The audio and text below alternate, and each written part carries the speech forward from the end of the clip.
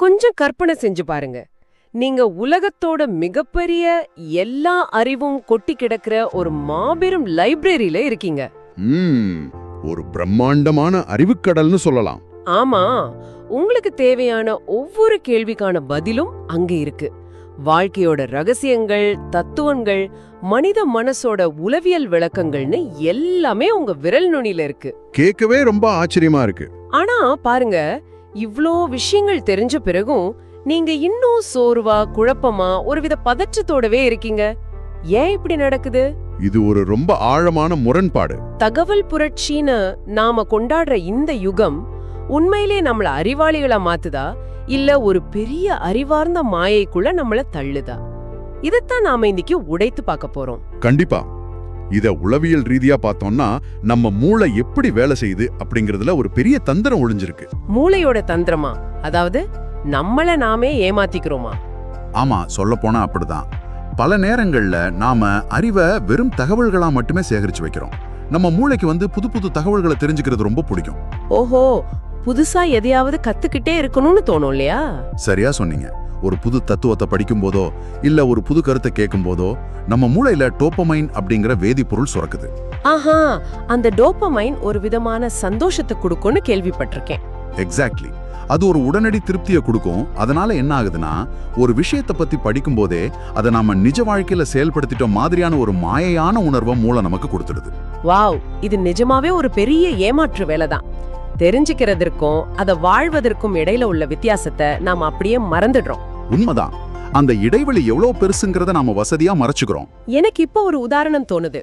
அதாவது அந்த டோபமைன் சுரக்கிறதால நாம எந்த உழைப்பும் போடாமலேயே ஒரு வெற்றியாளர் மாதிரி ஃபீல் பண்றோம். இதுக்கு ஒரு நல்ல உதாரணம் சொல்லுங்களேன்.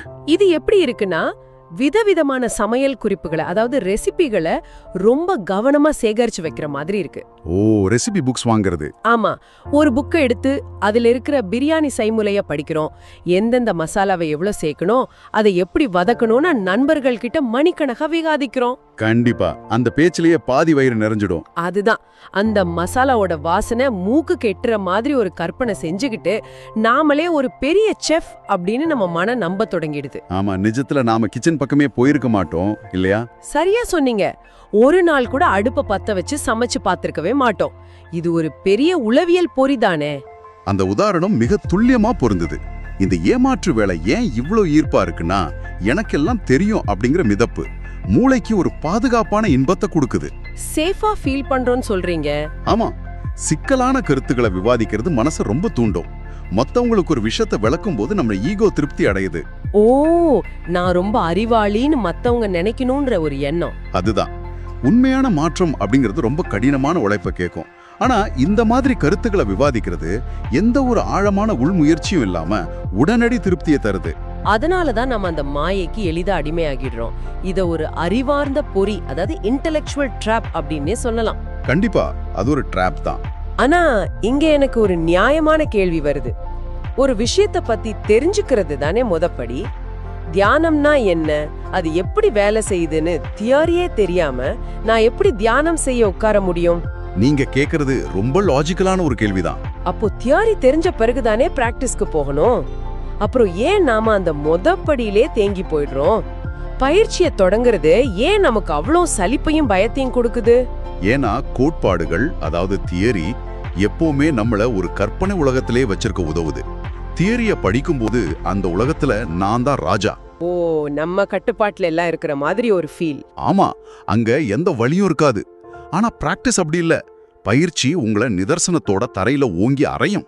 நிதர்சனம் ரொம்ப கடினமானதுன்னு சொல்றீங்க? ரொம்பவே கடினமானது. அது மெதுவானது, திரும்ப திரும்ப செய்ய வேண்டியது, பல நேரங்கள்ல ரொம்ப சலிப்பை தரக்கூடியது. இப்போ தியானத்தை பத்தி படிக்கும்போது மனசு அமைதியா இருக்கிற மாதிரி தோணும். ஆனா உண்மையிலேயே கண்களை மூடி உட்கார்ந்து பாருங்க, உடனே முதுகு வலிக்கும், கால்கள் மரத்து போகும், மூளைக்குள்ள கட்டாத பில்கள், நேற்றைய கோபங்கள், நாளைய கவலைகள்னு 1000 எண்ணங்கள் போர்முரசு கொட்டும். அப்போ அது அமைதியான தோட்டம் இல்ல? கண்டிப்பா கிடையாது. அது ஒரு அமைதியான தோட்டம் அல்ல. சொல்ல போனா அது ஒரு பெரிய போர்க்களம். வாவ், அந்த போர்க்களத்தை சந்திக்கிறது ரொம்ப அசௌகரியமானது இல்லையா? ஆமா, அதை ஃபேஸ் பண்றதுக்கு ஒரு பெரிய தைரியம் வேணும். நிஜத்துல பயிற்சி செய்யும் போது நம்மளோட கோபம், பொறுமையின்மை, பயம், அப்புறம் நாம யாருக்கும் தெரியாம மறைச்சு வச்சிருக்கிற மோசமான குணங்களை அது அப்பட்டமா உரிச்சு காட்டிடுது. சரியா சொன்னீங்க. நம்ம குறைகளை நாமே நேருக்கு நேர் பார்க்கிறது மிகப்பெரிய வலியை கொடுக்கும். அதனாலதான் அந்த வலியை எதிர்கொள்ள தைரியம் இல்லாம திரும்ப திரும்ப புது புது தியரிகளை படிக்கிறதுலயோ சமூக வலைத்தளங்கள்ல விவாதிக்கிறதுலயோ போல் ஒளிஞ்சுக்கிறோம். எக்ஸாக்ட்லி. நான் இன்னும் ரெடி ஆகல, எனக்கு இன்னும் கொஞ்சம் இன்ஃபர்மேஷன் தேவை அப்படின்னு சொல்லிக்கிட்டே நிஜமான மாற்றத்தை தள்ளி போடுறோம். இது ரொம்ப உண்மையான ஒரு விஷயம். நிஜமான மாற்றத்தோட கடினத்தன்மைக்கு உள்ள நுழையறதை விட சிந்தனையோட பாதுகாப்புக்குள்ள இருக்கிறதே மனிதர்களுக்கு வசதியா இருக்கு. அதனாலதான் அமைதியை பத்தி புத்தகம் எழுதினவங்க கூட நிஜ வாழ்க்கையில மிக எளிதா கோவப்படுறாங்க. சரி, இந்த டோபமைன் மாயை நம்மளை இவ்ளோ ஏமாத்துதுன்னு சொல்றீங்க. அப்போ ஒரு விஷயத்தை நம்ம உண்மையிலேயே புரிஞ்சுக்கிட்டோமா, இல்ல அது வெறும் மனப்பாட அறிவான்னு எப்படி செக் பண்றது? இது ரொம்ப முக்கியமான ஒரு கேள்வி. எனக்குள்ள இருக்கிற புரிதல் உண்மையானதான்னு சோதித்து பார்க்க ஒரு வழி இருக்கு. அது என்ன வழி? அதை நான் எப்படி உறுதி செய்யறது? இன்றைய இடத்துல ஹார்வர்ட் பல்கலைக்கழகத்தைச் சேர்ந்த புகழ்பெற்ற உளவியலாளர் ஹோவர்ட் கார்ட்னர் அவங்களோட ஒரு ஆழமான சிந்தனையை கொண்டு வரது மிக சரியா இருக்கும். ஓ, ஹோவர்ட் கார்ட்னர். அவரு மனிதர்களோட நுண்ணறிவை பத்தி நிறைய பேசியிருக்காரே. ஆமா, மனித நுண்ணறிவு பத்தின பல பழைய கருத்துக்களை உடைச்சவர் அவரு. ஒருத்தரோட புரிதலை எப்படி அளவிடுறது அப்படிங்கிறதுக்கு அவர் ஒரு தெளிவான அளவுகோலை முன்வைக்கிறாரு. அந்த அளவுகோல் என்னன்னு கொஞ்சம் விளக்கமா சொல்ல முடியுமா? கண்டிப்பா. ஒரு நபர் ஒரு விஷயத்தை உண்மையிலே புரிஞ்சுக்கிட்டாரான்னு எப்ப சொல்ல முடியும்னா, அவர் அதை வெறும் நினைவாற்றல்ல இருந்து மனப்பாடம் செஞ்சு ஒப்பிக்கும் போது கிடையாது. அப்ப வேற எப்படி? மாறா முற்றிலும் புதிய, எதிர்பாராத, குழப்பமான ஒரு நிஜ வாழ்க்கை சூழல்ல அந்த அறிவை அவர் எவ்வளவு புத்திசாலித்தனமா செயல்படுத்துறார் அப்படிங்கறதுல தான் அவருடைய உண்மையான புரிதல் அடங்கியிருக்கு. வாவ், ரொம்ப ஆழமான விளக்கம். இதைத்தான் அவர் யூசபிள் இன்டெலிஜென்ஸ், அதாவது பயன்படக்கூடிய அறிவாற்றல் அப்படின்னு சொல்றார். அந்த யூசபிள் இன்டெலிஜென்ஸ் அப்படிங்கிற வார்த்தை அறிவை நாம பாக்குற விதத்தையே மொத்தமா மாத்திடுது. இத நம்ம வாழ்க்கையில நடக்கிற ஒரு சாதாரண உதாரணத்தோட பொருத்தி பார்ப்போம். தாராளமா. கார் ஓட்டுறதே எடுத்துக்கலாமே. ஆமா, இப்ப நான் டிரைவிங் மேனுவல் முழுசா படிச்சிட்டேன். எந்த சிக்னல்ல என்ன செய்யணும், கிளட்ச் எப்ப அழுத்தணும், கியர் எப்படி மாத்தணும்னு அத்தனை விதிகளும் எனக்கு அத்துப்படி. எழுத்து தேர்வுல 100க்கு 100 மார்க் வாங்கிட்டீங்க இல்லையா? ஆமா. இத வச்சு எனக்கு கார் ஓட்ட தெரியும்னு என்னால சொல்லிட முடியுமா? நிச்சயமா முடியாது. அந்த 100 மார்க் அப்படிங்கிறது வெறும் தகவல் சேகரிப்பு மட்டும்தான். உங்க உண்மையான புரிதல் எப்போ வெளியில வரும் தெரியுமா? நிஜமா வண்டி ஓட்டும் போதுதான். சரியா சொன்னீங்க. நீங்க ஒரு ராத்திரி நேரத்துல ஹைவேஸ்ல வண்டி ஓட்டிக்கிட்டு இருக்கீங்க. திடீர்னு ரொம்ப வேகமா மழை பெய்யுது. வைப்பர்கள் வேகமா வேலை செஞ்சாலும் முன்னாடி ரோடு சரியா தெரியல. ஆமா, ரொம்ப ஒரு பதட்டமான சூழ்நிலை. அப்போ திடீர்னு ஒரு நாய் குறுக்க பாயுது. உங்களுக்கு முன்னாடி போற லாரி டிரைவர் சடன் பிரேக் போடுறார். உங்க வண்டியோட டயர்கள் வழுக்க தொடங்குது. ஐயோ, நினைச்சு பார்க்கும் போதே பயமா இருக்கு. இந்த ஒரு நொடியில நீங்க படிச்ச எந்த கையேடும் உங்க நினைவுக்கு வராது. அந்த நெருக்கடியான மரண பயம் காட்டுற தருணத்துல நீங்க பதட்டப்படாம ஸ்டியரிங்க சரியா கையாண்டு வழுக்கிற திசைக்கேற்ப வண்டியை திருப்பி பத்திரமா நிறுத்துறீங்களா? அங்கதான் அந்த யூசபிள் இன்டெலிஜென்ஸ் வேலை செய்யுது. எக்ஸாக்ட்லி. அந்த தருணத்துல உங்க உடலும் மனசும் செயல்படுற விதத்துல தான் உங்க மூளையில இருந்த அறிவு பயன்படக்கூடிய அறிவாற்றலா மாறுது. அந்த இக்கட்டான சூழ்நிலையில வெளிப்படுற நிதானம் தான் உண்மையான அறிவு. இதே அளவுகோல நம்ம உணர்ச்சிகளை கையாள்றதுக்கும் பொருத்தி பார்க்கலாம் இல்லையா? கண்டிப்பா பார்க்கலாம். கோபத்தை கட்டுப்படுத்துறத பத்தி நம்ம நிறைய பேசுறோம். ஆமா, அமைதியா இரு, உணர்ச்சி வசப்படாத, பிரச்சனைய தள்ளி நின்னு பார் அப்படின்னு அட்வைஸ் பண்றது ரொம்ப ரொம்ப ஈஸி. ஆனா நிஜ வாழ்க்கையில அது எப்படி சோதிக்கப்படுது? அது ஒரு ரொம்ப கஷ்டமான பரீட்சை. உதாரணத்துக்கு, நீங்க ஆபீஸ்ல ஒரு முக்கியமான மீட்டிங்ல இருக்கீங்க. உங்க கூட வேலை செய்யற ஒருத்தர் நீங்க மாதக்கணக்கா கஷ்டப்பட்டு செய்த வேலைய தன்னுடையதுன்னு பாஸ் கிட்ட போய் சொல்றார். இது ரொம்ப மோசமான ஒரு சூழ்நிலை. உங்களை நேருக்கு நேர் அவமதிக்கிறார். அப்போ உங்க முக சூடாகுது, இதய துடிப்பு எகிரும். அந்த நொடியில உங்களை மீறி வார்த்தைகள் வெடிச்சு செதறாம அந்த தருணத்திலையும் உங்க கோபத்தை உங்களால விழிப்புணர்வோட கவனிக்க முடியுதா? அந்த சூழலை நிதானமா கையாள்றது பெரிய விஷயம். ஆமா, அதுதான் கார்ட்னர் சொல்ற பயன்படக்கூடிய அறிவு. அந்த இடத்துல தான் தியரி பிராக்டிஸா மாறுது. ரொம்ப சரியா சொன்னீங்க. அதுவே செயலில் உள்ள புரிதல், வாழ்க்கையா மாறுன ஞானம்னு சொல்லலாம். இன்னைக்கு நிறைய பேர் ரொம்ப அழகா பேசுறாங்க, தத்துவங்களை ரொம்ப அறிவார்ந்த முறையில விவாதிக்கிறாங்க. ஏன்னா அந்த விவாதம் நடக்கிற சூழல் ரொம்ப பாதுகாப்பானது. அதுதான் உண்மை. ஆனா எதிர்பாராத ஒரு சின்ன பிரச்சனை, ஒரு இழப்பு அல்லது ஒரு அவமானம் நடக்கும்போது அவங்க முற்றிலுமா உடைஞ்சு போயிடுறாங்க. வெறும் வார்த்தைகள் அங்க காப்பாத்தாது. கண்டிப்பா பாதுகாப்பான அறைகள்ல வளர்க்கப்படுற தத்துவார்த்த அறிவு மட்டும் நிஜ வாழ்க்கையோட சூறாவளியை தாங்க போதாது அப்படிங்கறத நம்ம உணரணும். அறிவாற்றல் வெறும் வார்த்தைகளா இல்லாம செயலா மாறணும். இப்ப நான் ஒரு மாற்று சிந்தனையை இங்க முன்வைக்க விரும்புறேன். அதாவது ஒரு புஷ்பேக். சொல்லுங்க, அது என்ன? பயன்படக்கூடிய அறிவு மட்டும்தான் முக்கியம், அது குழப்பமான நேரத்துல தான் சோதிக்கப்படும் அப்படின்னா நாம புத்தகங்கள் எல்லாம் மூடி வச்சிடலாமா?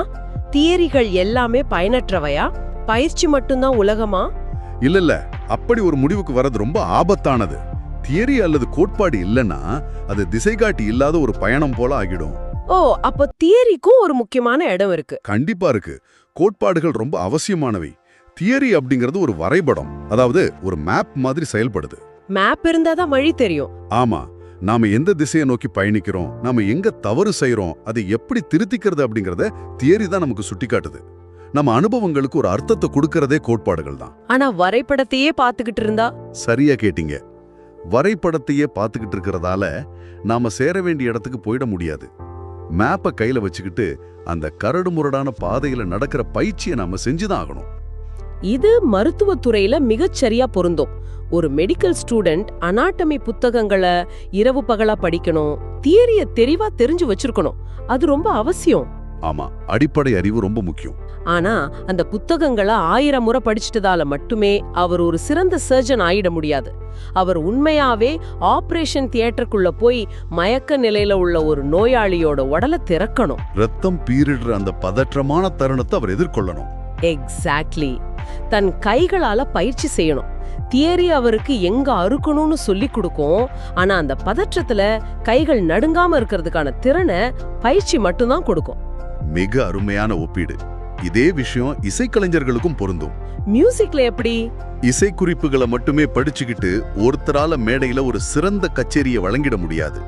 அவர் வாத்தியத்தை கையில் எடுத்து பல 1000 மணி நேரங்கள் விரல்கள்ல ரத்தம் வர்ற அளவுக்கு பயிற்சி செய்யணும். Practice makes a man perfect அப்படின்னு சொல்றது இதுதானா? ஆமா, அறிவும் பயிற்சியும் ஒரு நாணயத்தோட 2 பக்கங்கள் மாதிரி. அவை ரெண்டும் ஒன்னா பயணிக்கணும். அறிவு உங்களுக்கு தெளிவை தரும், ஆனா பயிற்சி மட்டுமே உங்களுக்கு உருமாற்றத்தை தரும். அப்படியானால் இந்த மாற்றத்தை எப்படி தொடங்குறது? விவாதங்களிலிருந்து விலகி நிஜமான பயிற்சிக்குள்ள நுழையிறது அப்படிங்கறது மிகப்பெரிய மலையே நகர்த்துற மாதிரியான ஒரு சவாலா தோணுமே. அப்படி தோணும். ஆனா மூளை மறுபடியும் பழையபடி எளிதான டோபமீனை தேடிதானே ஓடும்னு நீங்க யோசிக்கலாம். ஆமா, பழைய பழக்கத்துக்கு ஈஸியா போயிடுவோமே. ஆனா மூளையை பழக்கப்படுத்துறது அவ்வளவு கடினமான விஷயம் இல்ல. சிறிய தொடர்ச்சியான பயிற்சிகள் ஆழமான மாற்றத்தை கொண்டு வரும். சின்ன சின்ன பயிற்சிகள்னா என்ன மாதிரி விஷயங்கள்? தினமும் ஒரு 5 நிமிஷம் எந்த எலக்ட்ரானிக் கேட்ஜெட்டும் இல்லாம அமைதியா உட்கார்றது. ஒரு சின்ன கோபம் வரும்போது உடனே பதிலடி கொடுக்காம 1 நிமிஷம் நம்ம உணர்ச்சிகளை நாமே கவனிக்கிறது. ஓ, மைண்ட்ஃபுல்னஸ் மாதிரி. ஆமா, அல்லது விழிப்புணர்வுடனா மௌனத்தை கடைபிடிக்கிறது. இந்த மாதிரி மிகச்சிறிய விஷயங்கள் மெல்ல மெல்ல மூளையோட நரம்பியல் கட்டமைப்பையே, அதாவது நியூரல் பாத்வேஸையே மாற்றி அமைச்சிடும். ரொம்ப அமைதியான முறையில ஒரு பெரிய மாற்றம் நடக்குது. உண்மையான வளர்ச்சி அப்படிங்கிறது பெரும்பாலும் அமைதியானது தான். ஒரு வித சத்தம் இல்லாம மரமா வளர்றது போல. ஆனா இன்றைய நவீன உலகம் எதற்கெடுத்தாலும் ஒரு உடனடி தூண்டலையும் ஆரவாரத்தையும் தானே கொண்டாடுது. அதுதான் பிரச்சனை. ஆனா ஞானம் அப்படிங்கிறது நிலைத்தன்மை, பொறுமை மற்றும் வாழ்ந்து பெற்ற அனுபவத்தின் மூலமா மட்டுமே ஆழமா வேறுன்றோம். இது ஒட்டுமொத்தமா அறிவோட நோக்கத்தையே நாம மாற்றி யோசிக்க வைக்குது.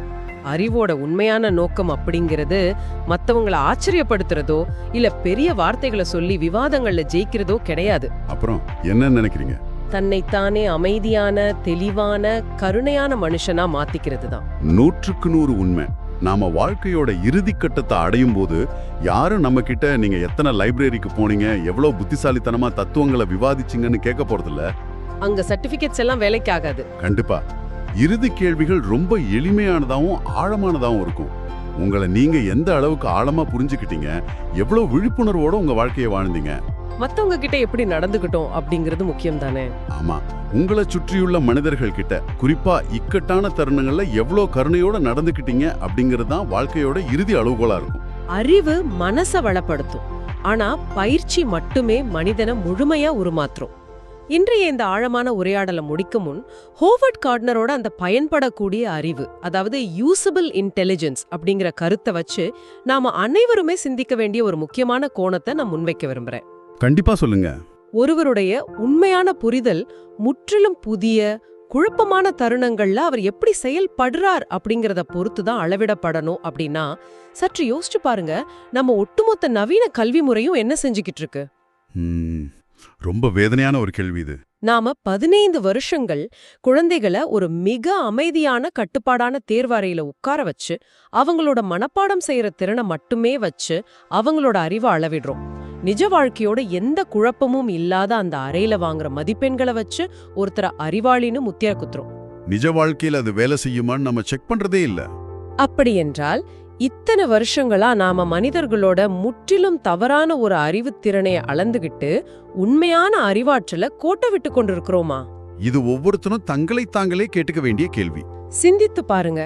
இதுவரையிலும் நீங்க நிறைய படிச்சு தெரிஞ்சு மூளையில மட்டுமே சேமிச்சு வச்சுக்கிட்டு இன்னும் உங்க வாழ்க்கையில செயல்படுத்த தொடங்காத அந்த ஒரு விஷயம் எது? இன்றே இப்போதே அந்த மாயையிலிருந்து வெளியேறி அத உங்க அன்றாட பயிற்சியா மாத்த தொடங்குங்க. விவாதங்கள் முடிஞ்சிடுச்சு, இனி களம் உங்களுடையது. செயல்படுவோம்.